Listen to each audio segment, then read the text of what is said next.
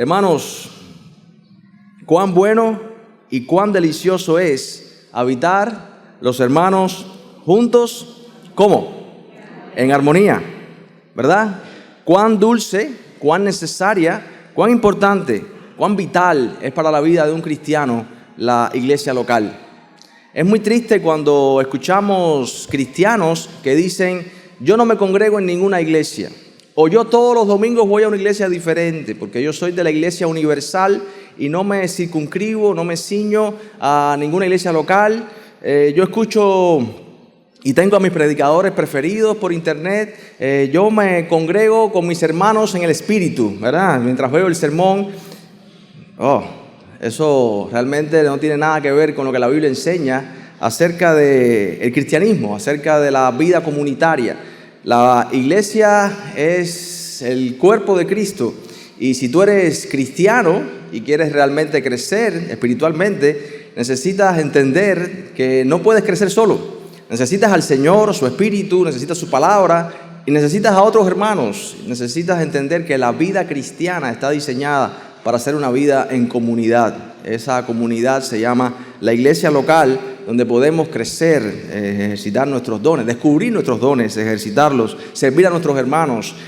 Si nos ofenden, perdonarnos. Si necesita ayuda a alguien, ayudar. Si necesito ayuda de alguien, recibirla. Necesitamos esa comunión de la iglesia, que por cierto, siempre pongo esta cuña, ¿no? No es una iglesia de jóvenes. El sábado en la noche o el sábado en la tarde se reúnen los juveniles y los jóvenes, pero no hay iglesia de juveniles ni iglesia de jóvenes. La iglesia es multigeneracional. ¿Qué significa eso? Niños, jóvenes, hombres jóvenes, hombres maduros, mujeres, matrimonios, madres, abuelas, viudas. Todos juntos nos enseñamos y todos aprendemos de todo. Y esa es la iglesia local. Así que de nuevo, dice el Salmo, cuán bueno y cuán delicioso es habitar los hermanos.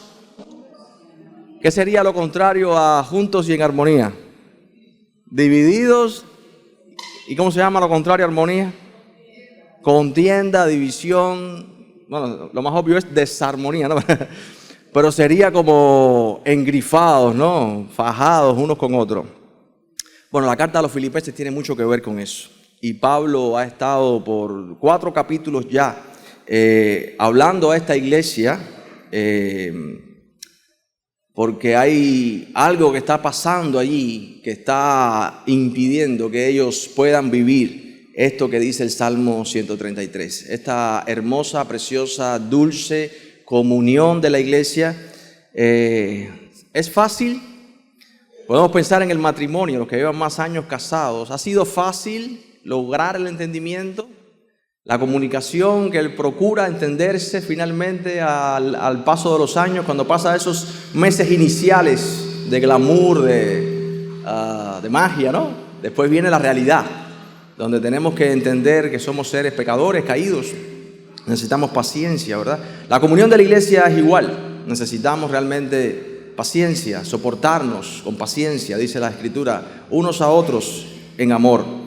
Bueno, es interesante esta iglesia en Filipo, antes de comenzar y leer los versos, que son los últimos versos de la carta que vamos a estar estudiando hoy.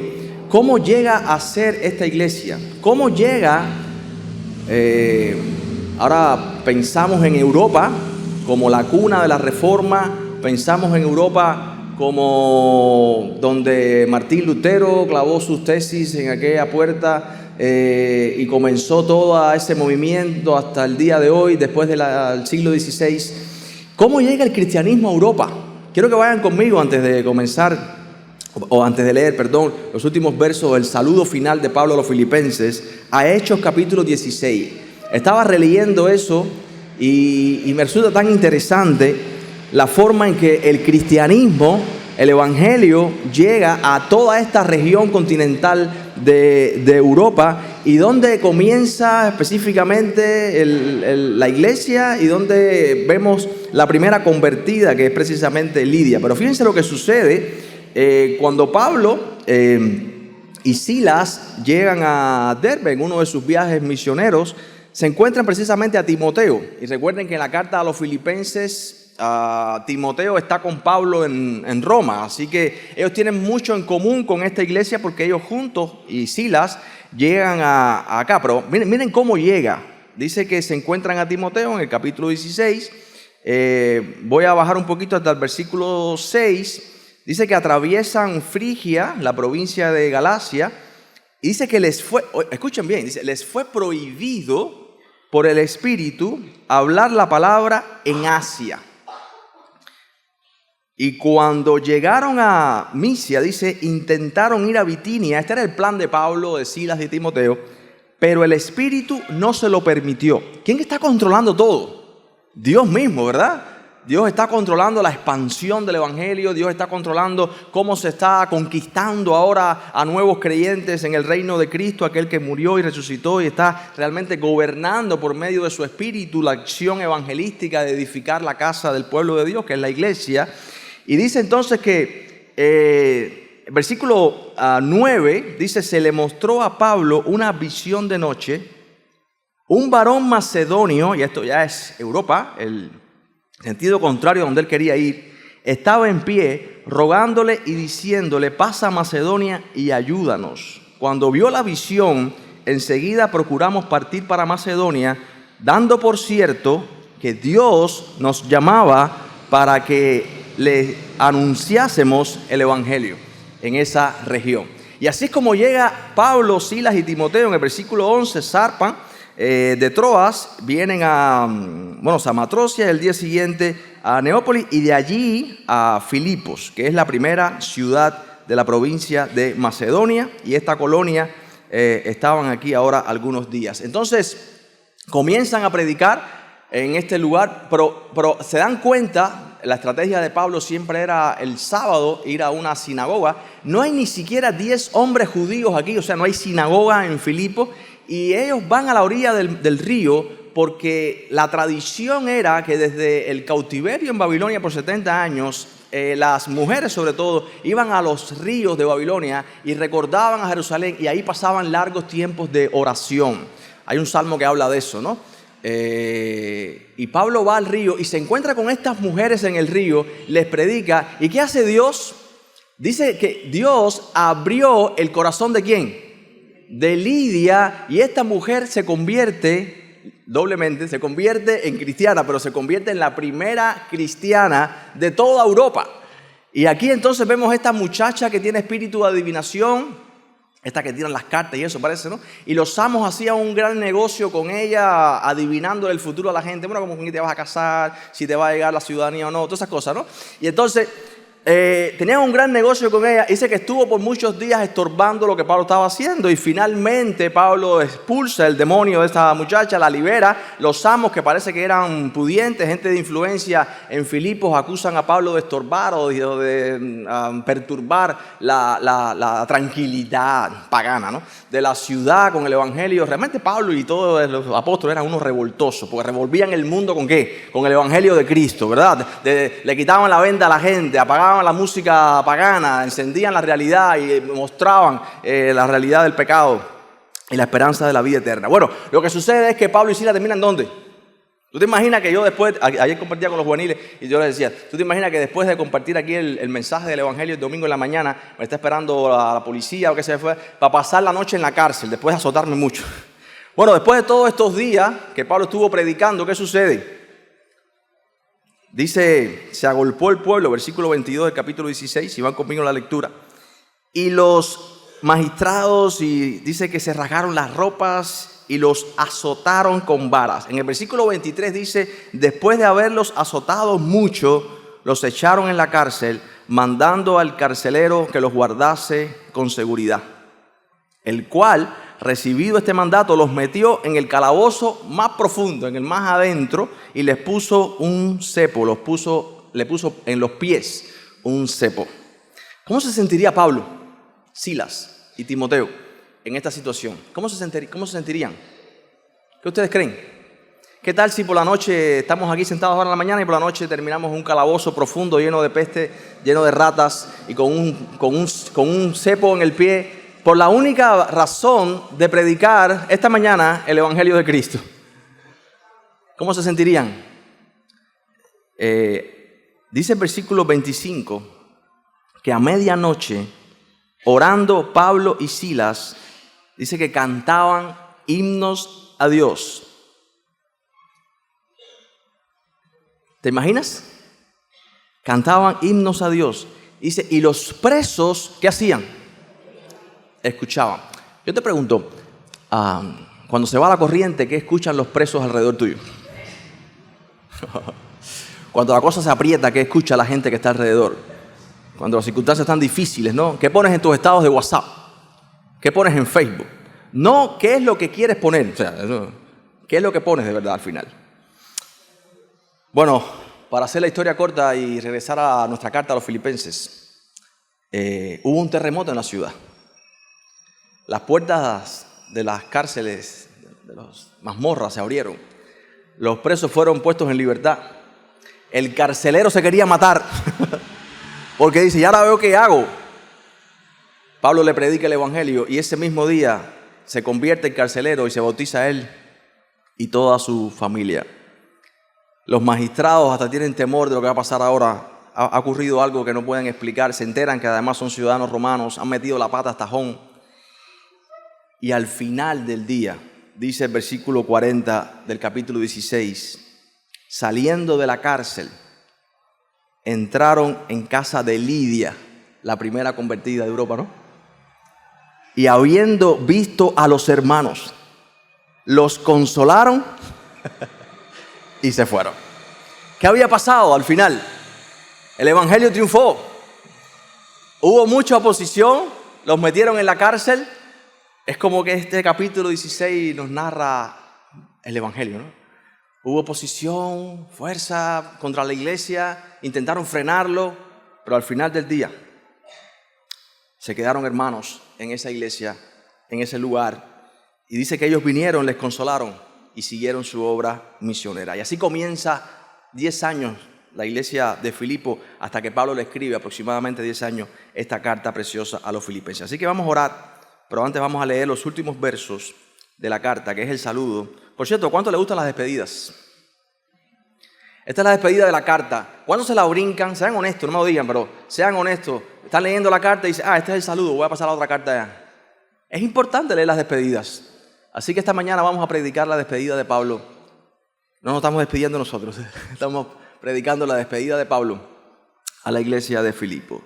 Dice versículo 21, saludad a todos los santos en Cristo Jesús. Los hermanos que están conmigo les saludan. Todos los santos os saludan, y especialmente los de la casa del César. La gracia de nuestro Señor Jesucristo sea con todos vosotros. Amén. Padre, gracias. Gracias por tu palabra.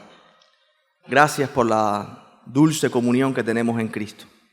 Así como la historia de esta iglesia es maravillosa, es realmente increíble cómo el evangelio llega a esta región y ahora llega en Pablo al mismo corazón del Imperio Romano, a los pasillos más profundos de la corte real, del poder humano.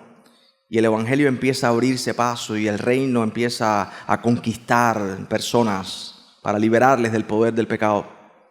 Así también de forma milagrosa, sobrenatural, increíble, el evangelio llegó a las costas cubanas. Así también con hombres que tú usaste y los dirigiste en visión, llegaron a esta ciudad de Santa Clara. Y así también la iglesia en este lugar comenzó. Y hoy estamos acá tantos años después y necesitamos tu consuelo. Necesitamos tu palabra. Necesitamos que tu espíritu, por medio de tu palabra y usando a hombres piadosos y fieles, nos consuelen, como Pablo y Silas y Timoteo consolaron a los hermanos. Y ahora Pablo le escribe a esta iglesia y sigue consolándola, sigue orientándola, aún preso, aún en dificultades, aún después de tantos años. Pero Pablo sigue siendo usado por ti para traer consuelo. Así te ruego en esta mañana que me uses, que uses a los pastores de esta iglesia para traer consuelo, ánimo, esperanza, guía, sabiduría, exhortación, corrección, disciplina a nuestros hermanos. Úsanos, Dios, en el nombre de Jesús. Amén. Al final de su carta, Pablo sigue preso, como pasó hace 10 años en Filipos, ¿no? Parece que los hoteles eran mucho más, las cárceles eran mucho más baratas que los hoteles en los viajes misioneros. Y Pablo en sus viajes misioneros, en vez de quedarse en hostales y hoteles, se quedaba en las cárceles. Y al final de su carta, Pablo le deja claro que él ha aprendido un secreto. Y eso ya lo vimos ya. ¿Cuál es el secreto que Pablo ha aprendido? ¿El secreto de qué? Del contentamiento. Y ya en esta iglesia todos tienen que saber que la clave y el secreto del contentamiento cristiano, ¿quién es? ¿Cuál es?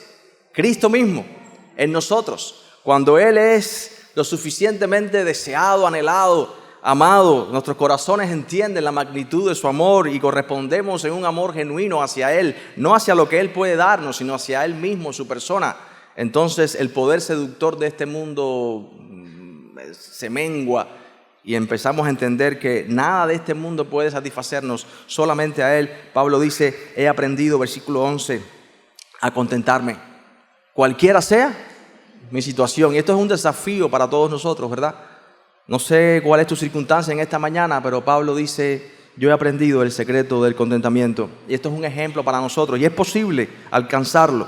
No es que vamos a tenerlo todo, ni que vamos a entenderlo todo, pero podemos ser sabios y podemos estar con gozo siempre, porque el Señor es nuestra fuente de verdadera felicidad. Pablo dice, todo lo puedo en Cristo que me fortalece. No es que puedo levantarme en vuelo y ir por los aires. No es que puedo hacerlo todo. No es que sencillamente puedo ahora decir, bueno, voy a aprobar este examen porque todo lo puedo en Cristo que me fortalece, aunque no estudie. Lo que significa es que ahora yo puedo soportar cualquier circunstancia, que por cierto la circunstancia no cambia a Dios, ni me cambia a mí, ni lo que yo soy. Sencillamente las circunstancias son grandes maestros que Dios usa para transformarme a la imagen de su Hijo y para que mi confianza y mi fe en Él sea renovada y para que mi fe alcance entendimiento en quién es Él y yo pueda realmente lidiar con los problemas cotidianos. Yo puedo ahora enfrentar las circunstancias que todos los cubanos enfrentan de una forma diferente a como la enfrenta la gente, porque yo todo lo puedo en Cristo que me fortalece para que eso sea realidad en mi vida. Yo puedo responder de forma piadosa y no impía a las personas que están alrededor cuando alguien se cuela en la cola. Yo puedo tener una respuesta sabia, una decisión sabia, una prioridad sabia en mi vida, porque todo lo puedo en Cristo que me fortalece para la gloria de Dios. Aún así, Pablo agradece, por supuesto, la ofrenda que ha recibido de los filipenses. Dice que es olor grato, es una ofrenda que él recibe con gratitud. Todo lo ha recibido. Ahora Epafrodito va a llevar este mensaje a la iglesia, esta carta. Y en los versículos 19 y 20, que es el final del sermón de la semana pasada, Pablo dice, mi Dios, y fíjense cómo Pablo lo dice, ¿no? Es el Dios de todos, ¿no? Pero Pablo dice, mi Dios. Así de profunda es la comprensión que tiene Pablo de quién es el Señor, en quién Él ha creído. Dice, suplirá todo lo que os falta conforme a sus riquezas en gloria en Cristo Jesús. Entonces, Pablo, al final de su carta, vuelve a recordar a los filipenses bajo la autoridad de quién ellos están. Hermanos, nosotros necesitamos recordar todos los días de nuestra vida quién es la autoridad y bajo qué cuidado, bajo qué autoridad nosotros estamos. No estamos a la merced del viento, no estamos a la merced de los tiempos, de que si sopla el viento y se apagan todas las termoeléctricas del país o qué sé yo. No estamos a la merced de la casualidad, la suerte, el azar. Estamos bajo la autoridad y el gobierno de nuestro Dios. ¿Entendemos eso? Nuestro Dios cuida celosamente de su pueblo al punto de decir que todos nuestros cabellos están contados milimétricamente. Él cuida su rebaño y no caerá un cabello de nuestra cabeza sin que Él lo permita. Y lo que Pablo está diciendo en los versículos 19 y 20 es, hermanos, tenemos un gran Dios.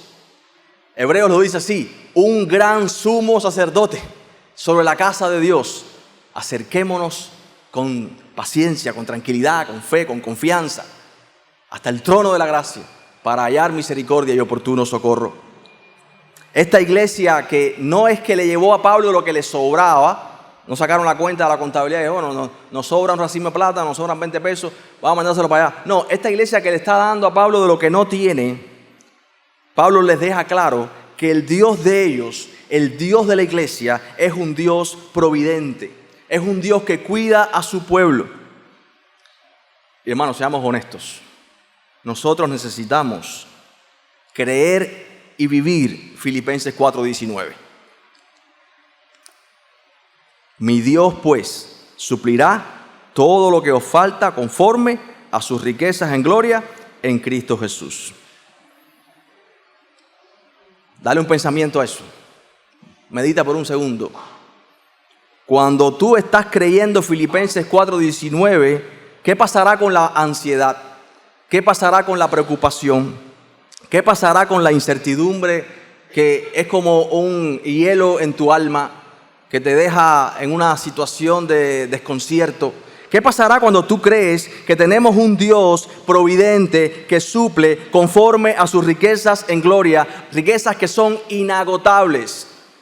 Si yo tengo 10 pesos y le doy 5 a un hermano, yo me quedo con 5, ¿no?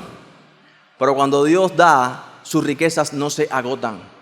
Riquezas infinitas. El Dios que habló y la tierra y los cielos fueron hechas. El Dios que posee la tierra y todo lo que en ella hay. Dios es el dueño de todo el universo. Sus riquezas son inagotables.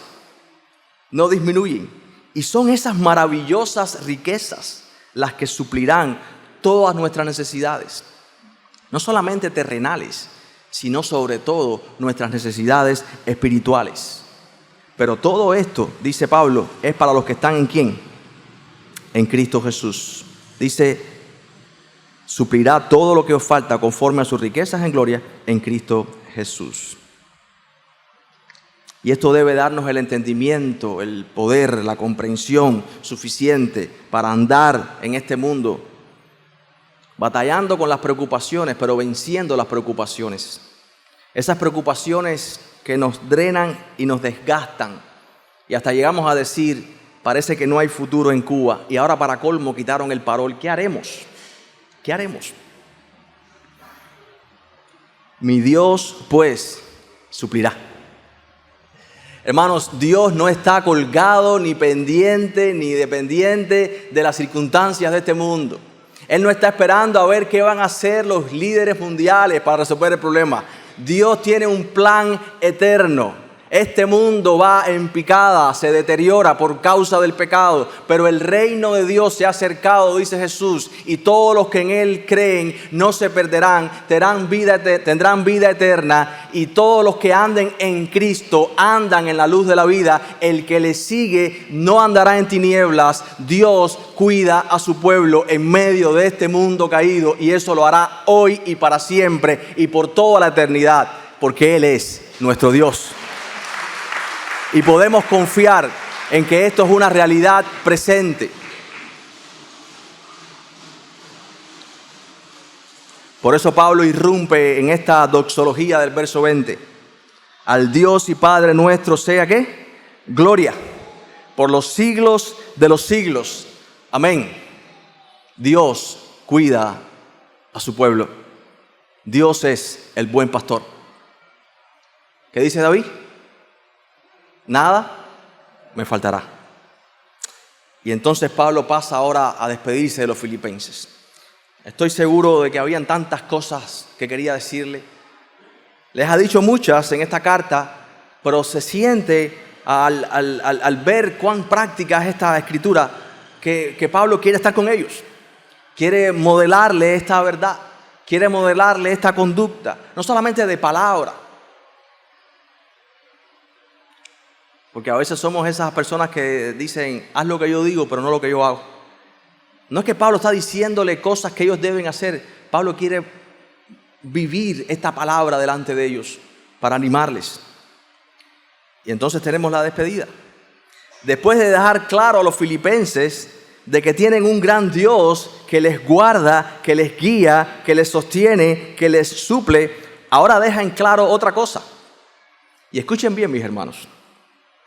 No solamente tenemos un gran Dios, sino que en Cristo tenemos una gran familia. ¿Cuántos lo creen? Hermanos, te puedes mirar al lado, atrás, en Cristo tenemos una gran familia. Dice Pablo, versículo 21, saludad a todos los santos en Cristo Jesús. Pablo mismo envía saludos. Hay 3 saludos al final de la carta. Primero, Pablo saluda él mismo. Le saluda a todos los hermanos. Recuerden que esta carta, ¿a quién se dirigía en el versículo 1? Capítulo 1. Dice, Pablo y Timoteo, siervos de Jesucristo, a todos los santos en Cristo Jesús que están en Filipos con los obispos y los diáconos. O sea que esta iglesia iba a recibir esta carta y los obispos, los pastores de la iglesia, presumiblemente Epafrodito era uno de estos ancianos de la iglesia que fue el que le llevó la ofrenda a Pablo. Ahora Epafrodito regresa no con Pablo, por supuesto, ni con Timoteo, que quizás era la opción que estaba pensando la iglesia para que corrigiera o ayudara a corregir lo que estaba sucediendo en la iglesia. No llegan con Pablo ni con Timoteo, pero llegan con una carta. Llegan con la carta de Pablo. Y ellos debían encargarse ahora, estos ancianos, estos pastores, de que la carta de Pablo no solamente fuera leída, sino que sus consejos fueran puestos por obra, fueran aplicados. Y Pablo dice entonces, saluden a todos los santos. Le dice posiblemente a los obispos, ¿no? A los ancianos. Saluden de mi parte a todos los santos en Cristo Jesús. El segundo saludo dice, los hermanos que están conmigo los saludan. Vamos a llegar a eso. Y finalmente, todos los santos, especialmente, ¿quiénes? Los de la casa de César, os saludan. Hermanos, estos 3 saludos nos recuerdan el principio de esta carta. Pablo quería asegurarse de que el daño que había ocurrido en esta iglesia fuera sanado. La división que la había corrompido o dañado por un tiempo, que no conocemos qué tiempo fue, la situación con Evodia y Síntique. No sabemos realmente cuántos tomaron partido por una o por otra, cuántos se han dañado a lo largo del tiempo, pero Pablo quiere dejarles claro que a pesar de todo lo que ha estado ocurriendo allí, ellos deben continuar peleando por el evangelio y que Pablo les saluda. Esto significa que Pablo les ama, que ellos son su familia espiritual, que no están solos en sus luchas.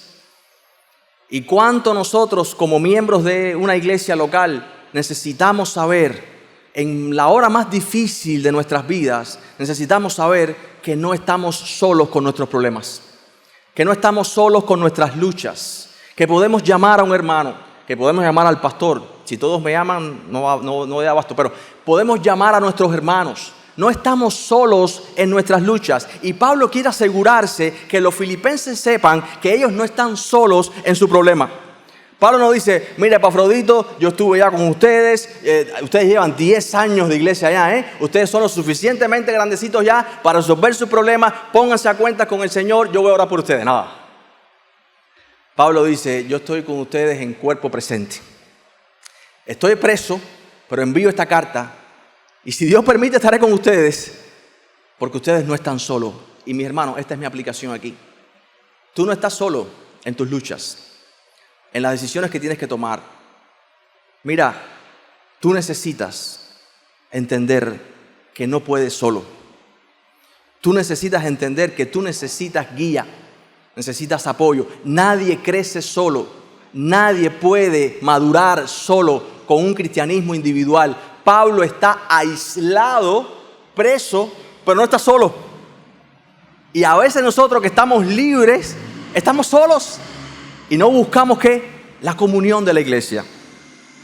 Y el énfasis Pablo lo pone aquí en esto, en la importancia de la vida en comunidad.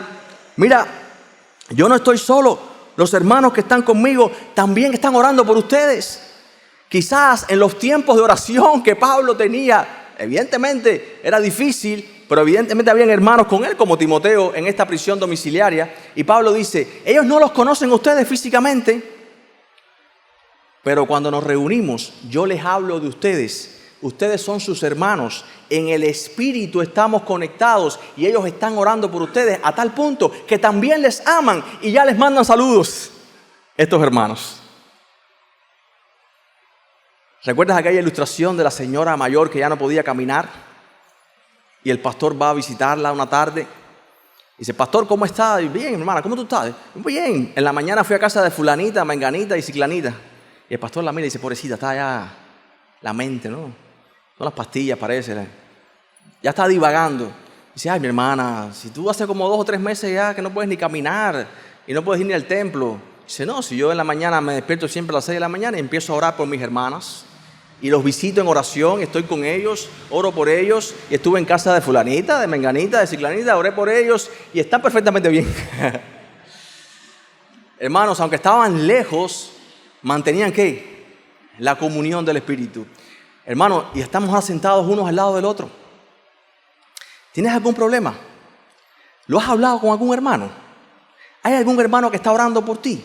¿Has pedido consejo a los pastores? ¿Has pedido consejería en una decisión que tienes que tomar? Me encanta cuando llega un joven y me dice en la mañana, pastor, necesito verlo hoy, 20 minutos nomás, solo 2 horas. Él está por aquí, pero no voy a decir quién.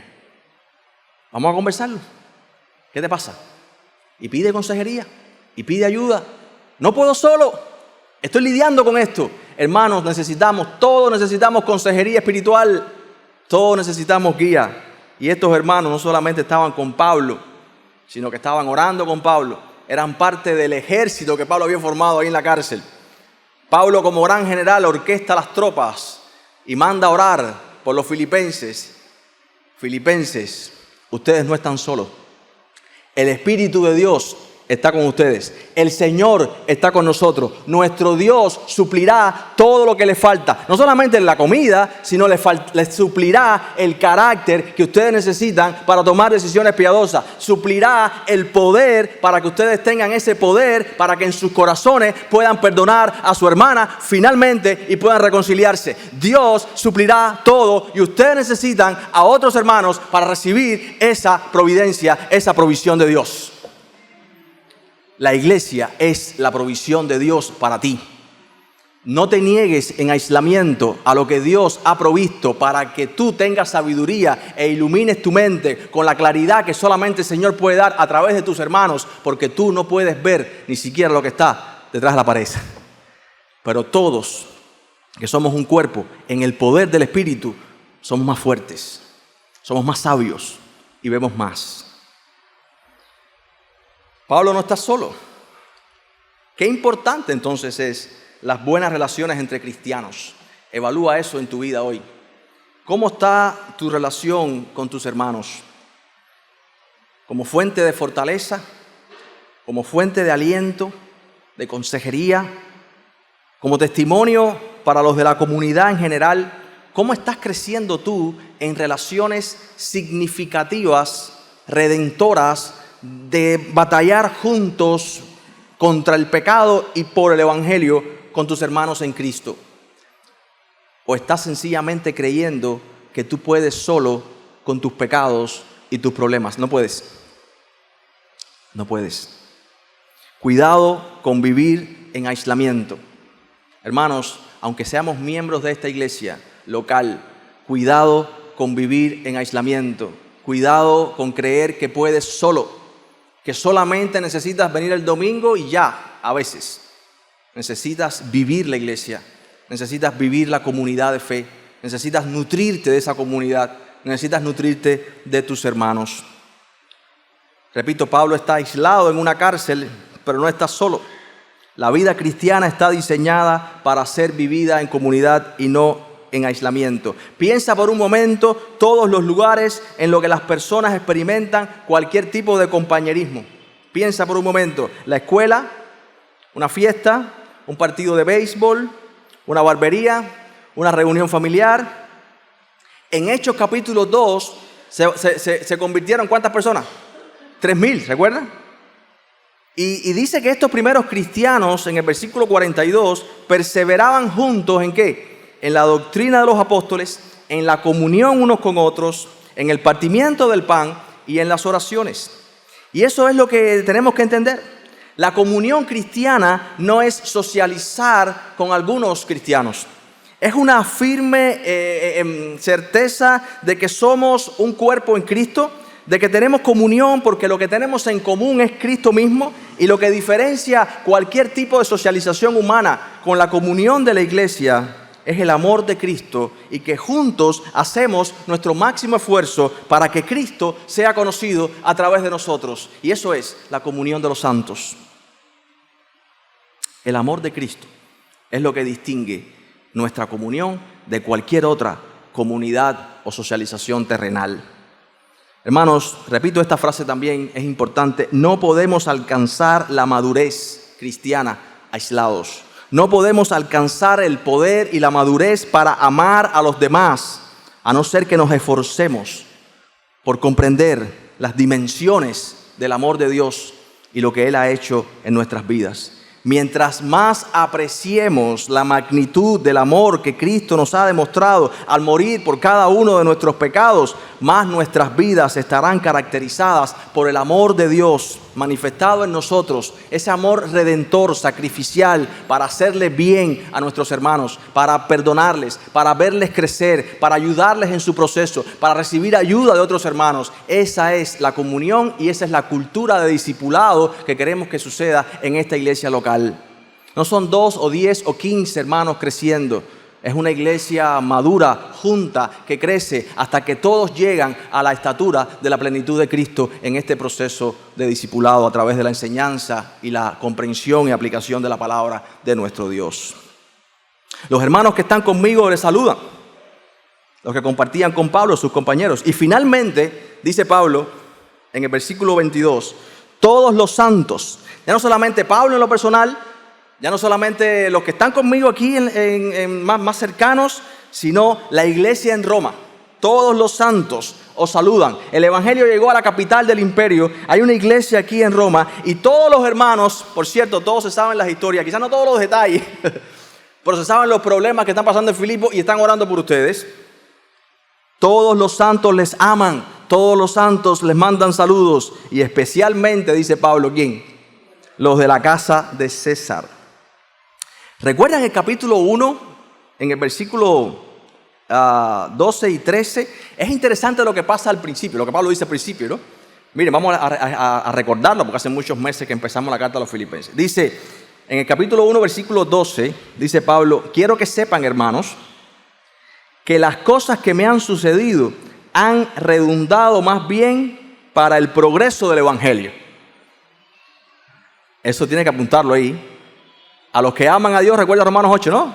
Todas las cosas obran para bien conforme al propósito que Él tiene con los que ha llamado, ¿no?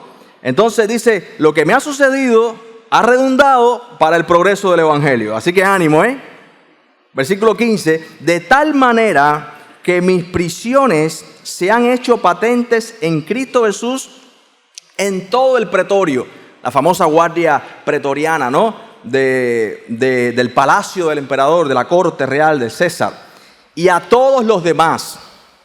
Y la mayoría de los hermanos cobran ánimo en el Señor con mis prisiones y se atreven mucho más a hablar la palabra sin temor. O sea, que mis prisiones se han hecho patentes en Cristo en todo el pretorio y a todos los demás. Y ahora dice Pablo al final de su carta: todos los santos les saludan, especialmente los de la casa del César. Esto merece unos minutos, realmente. Mira, ya sea que fueran los soldados aquellos pretorianos que se habían convertido, Dios había garantizado que en las prisiones de Pablo tuviera una audiencia continua al lado de él. Y Pablo, en vez de estar quejándose por las circunstancias en las que estaba, Pablo aprovechó esta grandísima oportunidad, y ese púlpito que tiene una cadena y un soldado cada 8 horas cambiaba el turno al lado, esa audiencia constante y continua que Pablo tenía, la había aprovechado. ¿Sabes para qué? Cuando el soldado le preguntaba: oye, ¿tú quién eres? La verdad, me diste pie. ¿Quieres saber quién soy yo? Yo perseguía a los cristianos. Yo también. Espérate, no he terminado. Y Pablo tenía 8 horas para hablar con ese hombre. ¿Y saben cómo terminaba la historia? En que Pablo ponía al Dios soberano y creador que envió a su Hijo Jesucristo en el centro de la historia de su vida, porque ningún cristiano puede contar en su currículo la historia de su vida si no pone a Dios, a Jesucristo en el centro, y ese soldado terminaba creyendo en el Evangelio y convirtiéndose a Cristo. Mira, ya sea que fueron soldados o funcionarios del Estado romano, esa casa del César a la que Pablo hace señalamiento aquí, lo interesante es ver cómo Pablo no se ve atado a un sistema. El sistema es importante, ¿eh? No se ve atado a un régimen, no se ve atado a una circunstancia, no se ve atado a un soldado romano. Él ve que esas circunstancias, el sistema, el régimen, el soldado, el funcionario, el que sea, está atado a él para que él, de parte de Dios, le diga a ese hombre que Cristo murió por él y que si se arrepiente tendrá vida eterna y nunca irá a condenación. Hermanos, no estamos atados nosotros a Cuba, no estamos nosotros atados a una circunstancia que nos está consumiendo. Este país y este lugar y este gobierno y los que están alrededor están aquí y atados a la iglesia para que la iglesia les anuncie las virtudes de aquel que murió por nosotros y que nos trasladó de las tinieblas a su luz admirable, y que todo aquel que en él crea será salvo y tendrá vida eterna, porque este mundo pasará, pero los que aman y siguen su voluntad estarán para siempre con él.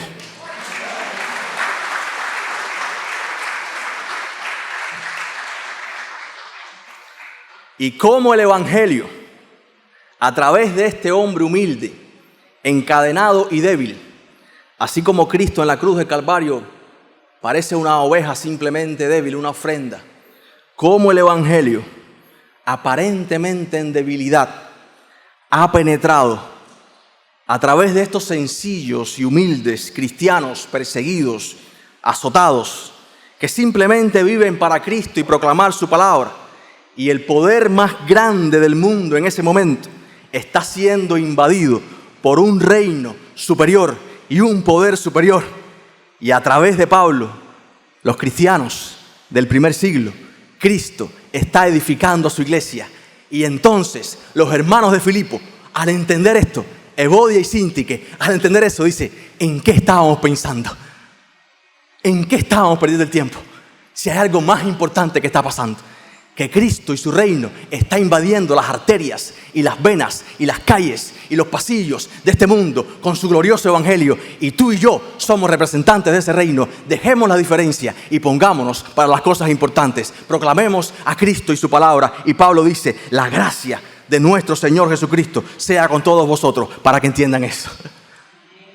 El poder del Señor sea con ustedes, para que ustedes sigan siendo un instrumento en sus manos y sigan siendo de bien para este mundo que necesita escuchar a Cristo y no ver a cristianos peleados. Hermanos, vamos a orar y que el Señor nos ayude. Padre, gracias. Gracias por tu palabra. Tu palabra es la verdad. Simplemente necesitamos tu gracia. No podemos vivirla en nuestras fuerzas. Necesitamos tu iglesia. No podemos vivir con nuestras fuerzas. Ayuda a nuestra congregación. Ayuda a nuestra iglesia a tener esta comunión verdadera. Perdona nuestros pecados. El tiempo que perdemos en cosas vanas. El tiempo que perdemos en buscar alegría, felicidad, gozo, identidad, permanencia en cosas que no trascienden, en cosas son temporales. Padre, que la mirada en lo eterno, en lo celestial, nos conquiste de tal manera que este mundo terrenal y temporal pierda su poder seductor sobre nosotros, que nuestro ego, por el cual no perdonamos, sea derribado, destruido por la cruz de Calvario, que podamos humillarnos bajo tu poderosa mano y podamos humillarnos ante nuestros hermanos, y que podamos reconocer que necesitamos tu gracia para andar y vivir como es digno, y que podamos enfocarnos en las cosas importantes. Gracias por la carta a los Filipenses. En el nombre de Jesús. Amén.